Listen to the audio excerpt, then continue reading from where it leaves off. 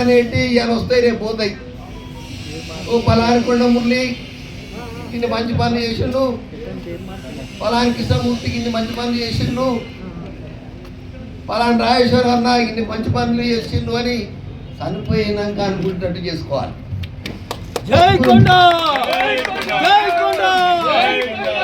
బతుకున్నప్పుడు మరి కొండమురళి ఎట్లున్నాడో ఆ తర్వాత కూడా అదే పద్ధతిలో ఉండాలి అనేది నా కాన్సెప్ట్.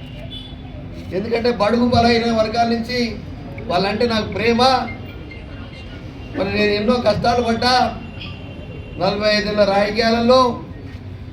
మరి నేను చాలా ఇబ్బందులు పడ్డా ఉన్నత వర్గాలతో. అయినా నేను ఇక్కడ వెనుక పోలే.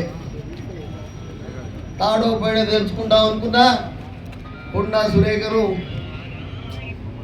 మరి ఇప్పటికీ 5 సార్లు అంటే 25 ఏళ్ళు ఎమ్మెల్యేగా గెలిపిస్తున్నా. అంటే మీరు అర్థం చేసుకోండి. మరి అలాగే నేను డిసిసి బ్యాంక్ చైర్మన్ ఉన్నప్పుడు నష్టాలు ఉన్నప్పుడు దాన్ని 400 కోట్ల లాభాలు పట్టుకొచ్చాను. నేను వాళ్ళకి ఒకటే మాట చెప్పిన, నేను లోపలికి రాను, బ్యాంకు లోపలికి రాను, చేస్తే ఏందో కూడా నాకు అవసరం లేదు, అందులో ఎన్ని పైసలు నాకు అవసరం లేదు, నా ఆఫీసు నేను చూసుకుంటా, నా కుర్చీ నేను తెచ్చుకుంటా, మీటింగ్ మాత్రం మీకు బిర్యానీ పెడతా అని చెప్పిన. బాగా పనిచేసింది. అతను రాజశేఖర రెడ్డి గారు 13 కోట్లు ఇస్తే దాన్ని మరి పెద్దగా కూడా కట్టడం జరిగింది. దాని తర్వాత నన్ను ఎమ్మెల్సీ నిలబెట్టిండు. మరి నాకున్న డాక్టర్ మధ్యలో పోటీ అని వాళ్ళకు 150 కల్పన కొడుకు నిలబడ్డప్పుడు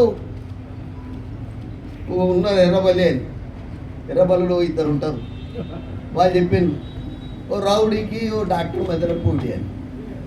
వాళ్ళని సిమ్లా తీసుకుపోయింది, కొండమూరులో గోవా తీసుకుపోయింది, ఇదే బండప్రకాష్ తీసుకుపోయింది. బండప్రకాష్ కాదు, బండప్రకాష్ తీసుకుపోయింది. కానీ వచ్చి వేసింది 245 ఓట్లు ఎక్కువ వేసింది నాకే. వాళ్ళు మరి వాళ్ళు బియ్యంతో ప్రమాణం చేయించుకున్నారు, కానీ ఏం ప్రమాణం చేయించుకోలేదు. దాని తర్వాత రెండోసారి అప్పుడు మీరు చూసిండు, భారతదేశంలో చట్టసభలోకి ఎవరు కూడా ఏకగ్రీవంగా పోలే. మీ అందరి దయ వల్ల మరి నేను నామినేషన్ అయితే ఏ పార్టీ కూడా నామినేషన్ లేదు. మరి నేను రౌడీజం చేస్తే చేయలేదంటే అది కాదు కదా. నా మీద అభిమానం. ఓ బీసీ బిడ్డ అందరి కోసం కొట్లాడతాడు, మరి చనిపోతే పైసలు ఇస్తాడు, పెళ్ళిళ్ళకి పైసలు ఇస్తాడు, మరి హాస్పిటల్లో మరి ఇల్లు ఎక్కువైతే మాఫీ చేపిస్తాడు, మరి కాలేజీలో సీట్లు ఇప్పిస్తాడు అనే ఒకే ఒక నమ్మకంతో మరి నాకు ఎవరు కూడా కనీసం బీఫామ్ పంపలే ఏ పార్టీ కూడా. మరి ఆ రోజు యునానిమస్ కావడం జరిగింది.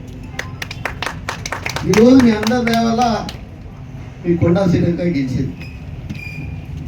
ఇప్పుడు కూడా చెప్తున్నా, మళ్ళా మీరు దీవించాలి.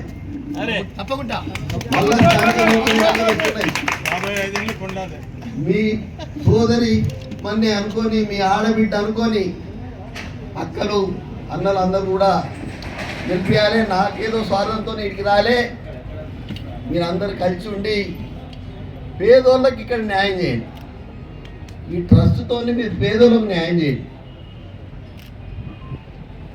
మీరు అర్థం బేషజాలో పోవద్దు. నేను 20 కోట్లతో అలంకార దగ్గర ఆ రోజు ఆగయ్య గారితో బతిలాడి అలంకార దగ్గర నేను కాపులకు మరి భూమి తీసుకున్నా ఎకరంన్నర. ఇప్పుడు అది 50 కోట్లు అయింది. మన అసలు దాన్ని తీసుకొచ్చింది నేను 5 కోట్లు. మరి రాజేందర్ రెడ్డి వేసిండు ఫౌండేషన్. నేనేం ఫీల్ కాలే, ఎవరికైతే మా కాపులకు వచ్చింది సాగుతీ అనుకుంటా. మీరు కూడా దయచేసి అలాగే అనుకోండి.